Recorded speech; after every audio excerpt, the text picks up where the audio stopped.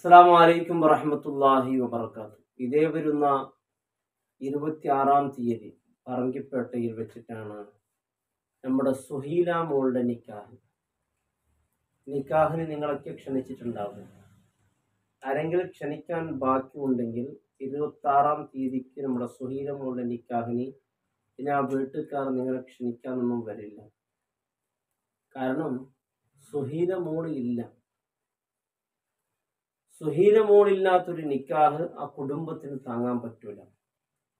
അപ്പം നിക്കാഹ് നടക്കാൻ സാധ്യതയുമില്ല. അതുകൊണ്ട് നിങ്ങളെ വിളിക്കാൻ വരില്ല. വിളിച്ചവർ ആ നിക്കാഹിന് ഇനി എത്തൂല. സുഹീല ഇല്ലാത്ത നിക്കാഹിനെത്തും. സുഹീല മോളുടെ നിക്കാഹല്ലേ നടക്കാൻ പോകുന്നത്. ഇത് എന്ത് വിധിയാണ് എൻ്റെ പ്രിയപ്പെട്ടവരെ. ഇത് ഈ ഒരു വാർത്ത കേട്ടപ്പോൾ വല്ലാത്ത സങ്കടമായി. 26-ാം തീയതിക്ക് നടക്കുന്ന വിവാഹത്തിന് വേണ്ടി കൂട്ടുകാർ, കുടുംബക്കാർ, കൂടപ്പുറപ്പുകൾ എല്ലാവരും ഒരുങ്ങി നിൽക്കുകയാണ്. ആ ഒരു നിക്കാഹിന്റെ ഒരു സന്തോഷം രംഗം കാണാൻ വേണ്ടി.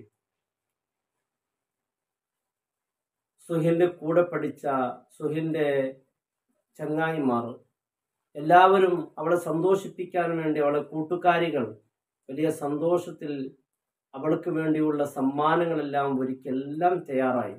ഇൻഷാ അല്ലാഹ് 26-ാം തീയതി നിക്കാഹ് നടക്കാൻ പോകുന്നു. പക്ഷെ സുഹീല ഇല്ല എന്ന് പറയുമ്പോൾ ആ കുടുംബത്തെ ഇതിനേക്കാൾ വേദനിപ്പിക്കുന്ന ഒരു വാർത്തയുണ്ടോ? മനുഷ്യന്റെ അവസ്ഥ ഇത്രയേ ഉള്ളൂ. സുഹീല കുളിക്കാൻ വേണ്ടി ഒരുങ്ങി ബാത്റൂമിൽ പോയി തിരിച്ച് ബാത്റൂമിൽ നിന്ന് പുറത്തേക്ക് വന്നത് മയ്യത്തായിട്ടാണ്. യാ അല്ലാഹ്, യാ റഹ്മാൻ, യാ അല്ലാഹ്.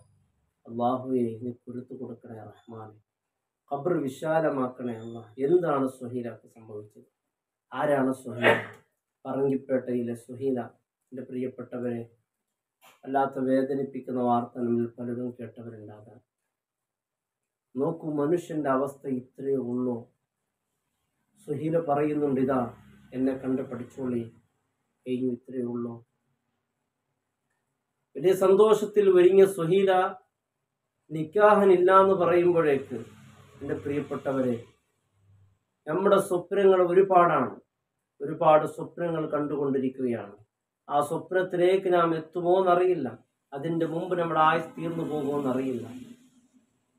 നാം എന്നും എപ്പോഴും എൻ്റെ പ്രിയപ്പെട്ടവരെ ഈ ഒരു പാഠം നാം എന്നും മരണത്തിന് ഒരുങ്ങിയിരിക്കണമെന്നാണ്. സുഹീല കുളിക്കാനായി പോയി.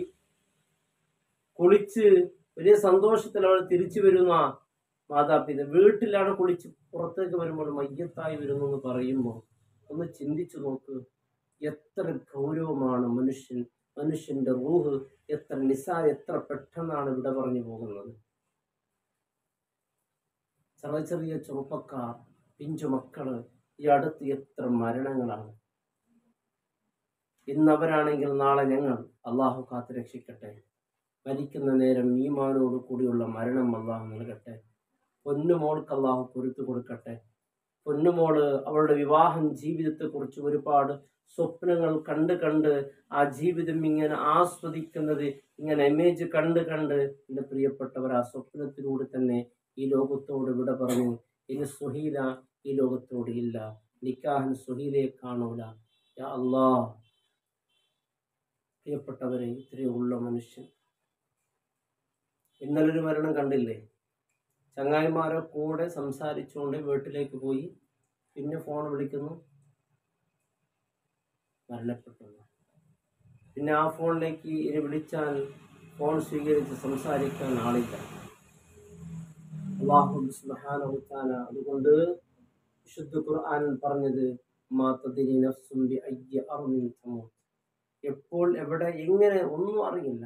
അടുത്ത സെക്കൻഡിൽ എന്ത് സംഭവിക്കാൻ പോകുന്നു എന്ന് അള്ളാഹുവിന് മാത്രമേ അറിയുകയുള്ളൂ. അള്ളാഹു മരിക്കുമ്പോൾ ഈമാനോട് കൂടിയുള്ള മരണം അള്ളാഹു നൽകട്ടെ.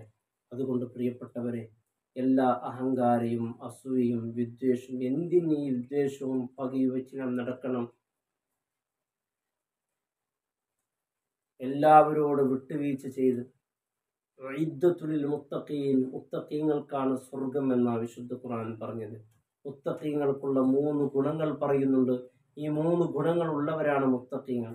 അല്ലദീന യുൻഫിഖൂന ഫിസ്സറാഇ വദർറാഇ വൽഖാദിമീനൽ ഗൈദ് വൽആഫീന അനിന്നാസ് അല്ലദീന യുൻഫിഖൂന ഫിസ്സറാ വദ്ദറാ. പ്രയാസത്തിനും സന്തോഷത്തിനും ഇരിക്കുന്ന നേരത്ത് അള്ളാഹുവിന് വേണ്ടി നൽകുന്നവനാണ് മുത്തഖി.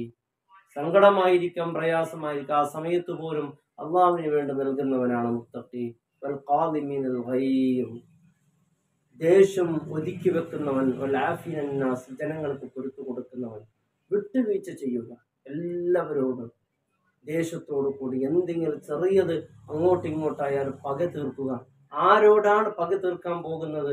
നീ അവനോട് നിന്റെ വിദ്വേഷം തീർക്കാൻ പോകുമ്പോഴായിരിക്കും നിന്റെ മുമ്പിൽ അസ്രായേൽ പ്രത്യക്ഷപ്പെടുന്നത്. കടങ്ങളൊക്കെ ഉണ്ടെങ്കിൽ അതൊക്കെ വീട്ടുക. ഒരുപാട് ആഡംബര ജീവിതം, വലിയ വലിയ വീട്, വലിയ വലിയ വാഹനങ്ങളുമായി സ്വപ്നവുമായി നടക്കേണ്ട കാര്യമില്ല. കാരണം ഇന്നത്തെ അവസ്ഥ അങ്ങനെയാണ്. പെട്ടെന്നുള്ള മരണം വർദ്ധിച്ച കാലഘട്ടമാണ്. ഒരുപാട് ആഗ്രഹങ്ങൾ വെച്ച് ഇങ്ങനെ എൻ്റെ പ്രിയപ്പെട്ടവരെ മനുഷ്യനെ നശിപ്പിക്കുന്ന ഏറ്റവും പ്രധാനപ്പെട്ട ഒരു ഘടകം, അതായത് അത്യാഗ്രഹം, മനുഷ്യനെ വലിയ നാശത്തിലേക്ക് കൊണ്ടെത്തിക്കുന്നു. പണമുണ്ടാക്കണം, ഇന്ന് ആർത്തി, ഈ ആർത്തി മനുഷ്യനെ എവിടേക്ക് എത്തിക്കുന്നു അറിയില്ല. മരിക്കുന്ന നേരം ഈമാനോട് കൂടിയുള്ള മരണപ്പെട്ട് കഴിഞ്ഞാൽ നമുക്ക് രക്ഷപ്പെടാനുള്ള ഒരേ ഒരു വഴി എൻ്റെ പ്രിയപ്പെട്ടവരെ, നാം ചെയ്ത സൽക്കർമ്മങ്ങൾ, സ്വാലിഹായ സൽക്കർമ്മങ്ങൾ. പാവങ്ങളോട് എന്തെങ്കിലും കരുണ കാണിച്ചിട്ടുണ്ടോ അത്, മറ്റുള്ളവർക്ക് സഹായങ്ങൾ ചെയ്തിട്ടുണ്ടോ അത്, അല്ലേ? ഏറ്റവും വലിയ ശക്തനായി വിശുദ്ധ ഖുർആൻ പറയുന്ന, ഹദീസ് പറയുന്ന, ലൈസ ശദീദു ബിസ്റാ ഇന്നമ ശദീദു യംലികു നഫ്സഹു ഇൻദൽ ഗളബ്. ദേഷ്യം വരുമ്പോൾ കണ്ടില്ല, ഈ അടുത്ത് നമ്മുടെ തൊട്ടടുത്ത പ്രദേശത്ത് ദേഷ്യം വരുമ്പോൾ തൻ്റെ ഭാര്യയെ കൊന്നുകളഞ്ഞു. പലരും പറഞ്ഞു ഭാര്യയെ കൊന്നുകളഞ്ഞത് അതൊരു നല്ല തീരുമാനമല്ലേ, കാരണം അവൾ ചെയ്ത തെറ്റ് അത്രക്കും മോശപ്പെട്ട തെറ്റല്ലേ, അവൾക്ക് കൊടുക്കേണ്ട ശിക്ഷയാണ് അത്. അമ്പിയാക്കൾ, പ്രവാചകന്മാരുടെ ഭാര്യമാർ അവരും ചെയ്തിട്ടുണ്ട് പല തെറ്റുകൾ. ലൂത്ത് നബിയുടെ ഭാര്യ ചെയ്ത തെറ്റെന്താണ്? അതിൽ ലൂത്ത് നബി വധിക്കാൻ പോയോ? ഇല്ലല്ലോ. അവർക്ക് കൊടുക്കേണ്ട ശിക്ഷകൾ അങ്ങനല്ല. നമുക്ക് ദേഷ്യം വരുമ്പോൾ നമ്മളില്ലാതായി മാറുകയാണ്. ദേശത്തുള്ള ആയുസ് വളരെ ചുരുങ്ങിയ ആയുസേ ഉള്ളൂ. ആ സമയത്ത് നാം എടുക്കുന്ന തീരുമാനങ്ങൾ ഖളബുൽ അവ്വലി ജുനൂനുൻ, ദേശത്തിന്റെ ആദ്യം അതൊരു ഭ്രാന്താണ്. വആഖിറുഹു നദമ, അതിൻ്റെ അവസാനം വല്ലാത്ത ഖേദമാണ്.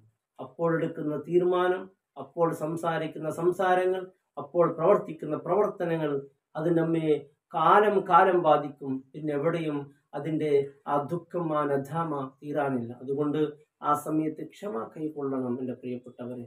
യാ അല്ലാഹ്, എത്ര ആളുകളാണ് ഈ അടുത്ത് ചെറിയ കാറിങ്ങനെ വരസിയെന്ന് മാത്രമാണ്, കുറച്ച് വരച്ചതുള്ളൂ, അതിൻ്റെ പേരിൽ കൊന്നുകളഞ്ഞു. യാ അല്ലാഹ്, എന്താ മനുഷ്യൻ്റെ അവസ്ഥ? അള്ളാഹു നമ്മുടെ പൊന്നുമോട് സ്വഹീലാക്ക് അള്ളാഹു പൊരുത്തു കൊടുക്കട്ടെ. അള്ളാഹു ഖബർ വിശാലമാക്കട്ടെ. കുടുംബങ്ങൾക്ക് ഇത് താങ്ങാനുള്ള ശേഷി അള്ളാഹു നൽകട്ടെ. അള്ളാഹു നമ്മുടെ പൊന്നുമക്കൾ അള്ളാഹു കാത്തുരക്ഷിക്കട്ടെ. നാം ഒരുപാട് സ്വപ്നങ്ങൾ കണ്ടിങ്ങനെ ജീവിക്കുകയാണ്. വീടില്ലാതെ മക്കളിങ്ങനെ കെട്ടിച്ചു അയക്കണം, അതുപോലെ അധ്വാനിച്ച് സമ്പത്തുണ്ടാക്കണം, ഇങ്ങനെ സ്വപ്നങ്ങളാണ്. കാരണം തീരുമാനം എന്തെന്നറിയില്ല. മരിക്കുന്ന നേരം ഈമാനോട് കൂടിയുള്ള മരണം, ലാ ഇലാഹ ഇല്ലല്ലാഹ് ഉച്ചരിച്ച് മരിക്കാൻ അള്ളാഹുവിനും ഏവർക്കും അള്ളാഹു തൗഫീഖ് നൽകട്ടെ.